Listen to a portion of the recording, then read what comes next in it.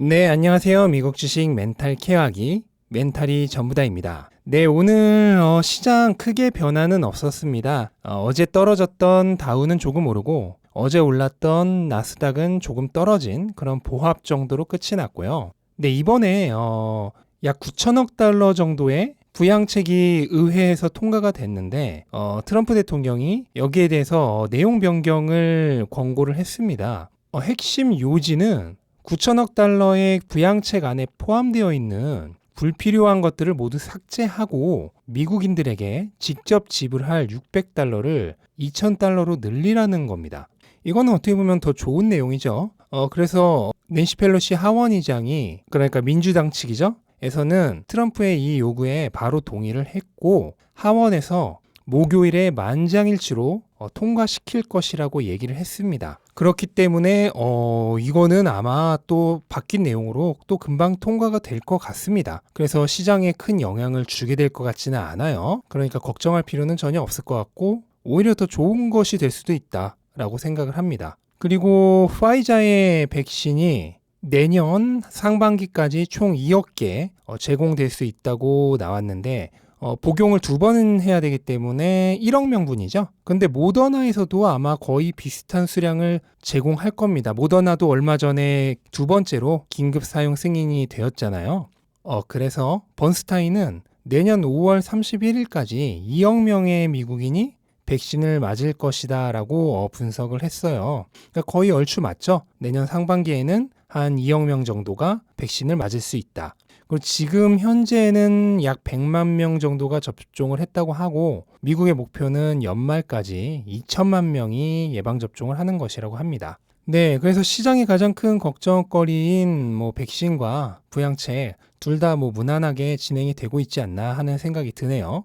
개별 기업으로 보면은 최근에 화제가 되고 있는 두 개 기업, 애플과 테슬라죠. 오늘 애플은 약간 내리고 테슬라는 약간 올랐습니다. 애플 0.7% 정도 빠졌는데, 네, 며칠 전 나왔던 그 애플카 뉴스의 약발은 이제 벌써 떨어졌다고 봐야겠죠. 일단은 아무것도 구체적인 게 나온 게 없는 상황에서 2024년, 2025년에 나온다는 그 얘기만으로 기대감을 유지시키기는 좀 무리가 있지 않았나 하고 생각을 해봅니다. 반면 테슬라도 1% 미만의 강보합 정도였지만 나쁘지는 않았습니다. 일단은 가장 중요한 거는 또 저가에서 끌어올렸다는 거예요. 오늘 장 초반에 굉장히 분위기가 안 좋았어요. 620달러 초반대에서 시작을 했는데 그거를 그냥 시작하자마자 쭉 끌어올려서 640 중반대에서 장을 마무리를 했습니다. 이거는 뭐냐면 600 초반대에 내려오면은 테슬라의 주가를 끌어올릴 매수세들이 엄청 많다는 거죠. 그래서 어제 한번 확인되었고 오늘 한번 더 확인되었습니다. 그럼 이제 이 600 초반대는 내려오기만 하면 주가가 다시 올라가는 그런 강력한 지지선이란 게 증명이 되는 거다 보니까 향후 주가 움직임에 굉장히 호재로 작용할 수 있는 부분입니다. 네, 오늘은 딱 한 가지 뉴스만 전달해 드릴 건데요. 데이브 리라고 하는 유명한 테슬라의 장기 투자자이자 그 다음에 유튜버죠.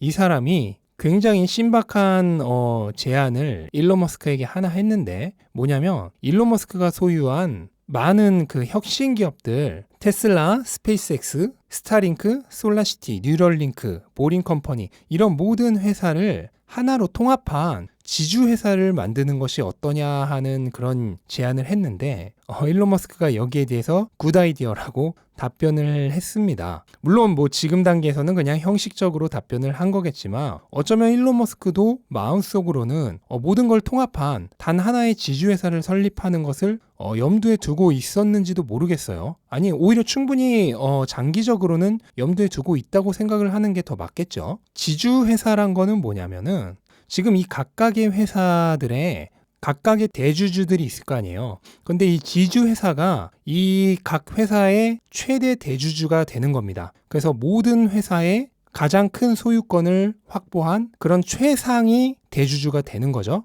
그러니까 하나의 부모의 가정에 흩어져 있던 여러 형제들이 다 들어와서 사는 거라고 보면 됩니다.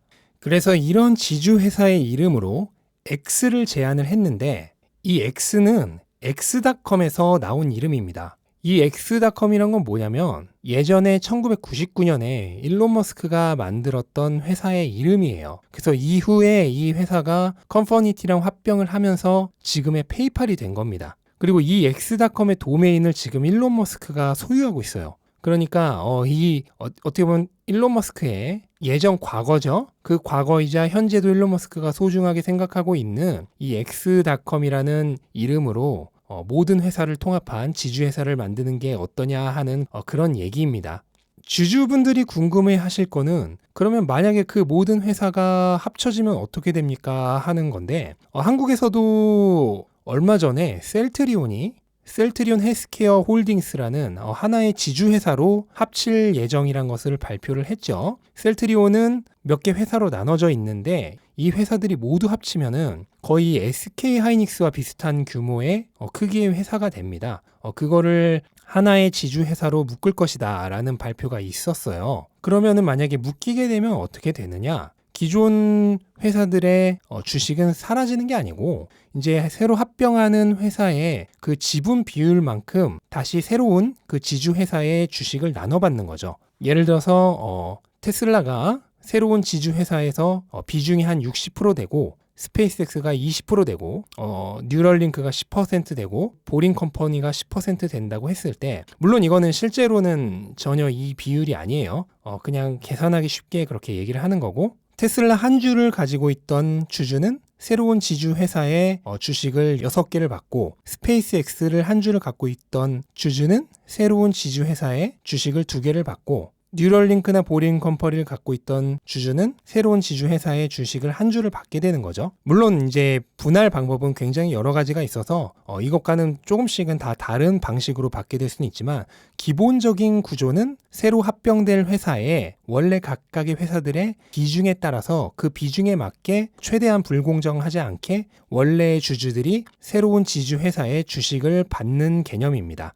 이게 왜 불가능한 일이 아니냐면 일론 머스크의 이 혁신 기업들은 기본적으로 그 궁극적인 목표가 같아요. 모두 인류를 위한다는 궁극적인 목표를 가지고 있습니다. 스페이스X는 인류가 지구라는 하나의 행성에서 생존할 경우 언제든지 멸종할 위기가 있기 때문에 다행성 종족이 되어야 한다는 그런 목표를 가지고 만들어진 회사죠. 그래서 화성에 이주하는 게 최우선 목표입니다. 그리고 테슬라도 2가지 의미가 있는데 하나는 지구 환경을 파괴하는 탄소 배출을 하는 에너지의 사용을 최대한 적게 하고 태양 에너지를 이용한 친환경 에너지를 이용한 이동 수단을 이용함으로써 지구 환경을 최대한 오래 보존하겠다는 이유 하나와 또 화성에서는 우리가 석유 연료를 사용하기가 어렵죠. 그때 우리가 사용할 수 있는 가장 강력한 에너지인 태양열 그리고 그거를 전기로 치환한 에너지를 사용하는 이동수단이 있어야만 화성 내에서 이동이 용이하다.